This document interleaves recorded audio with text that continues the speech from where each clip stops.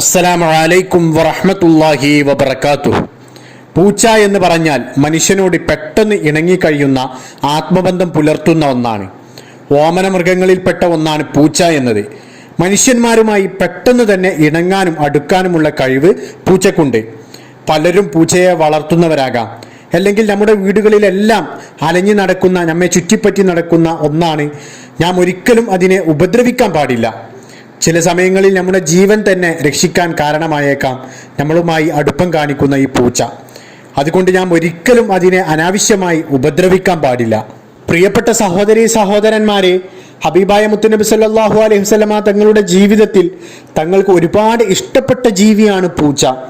ആയിഷ ബീവി റളിയല്ലാഹു അൻഹ ഒരുപാട് ഇഷ്ടപ്പെട്ടിരുന്നു ഇതിനെ. ഒരിക്കൽ ആയിഷ ബീവി റളിയല്ലാഹു അൻഹ തൻ്റെ കൂട്ടുകാരികളോടൊപ്പം ഭക്ഷണം കഴിക്കുമ്പോൾ പൂച്ച വന്നിട്ട് ആ ഭക്ഷണത്തിൻ്റെ ഒരു ഭാഗത്ത് നിന്ന്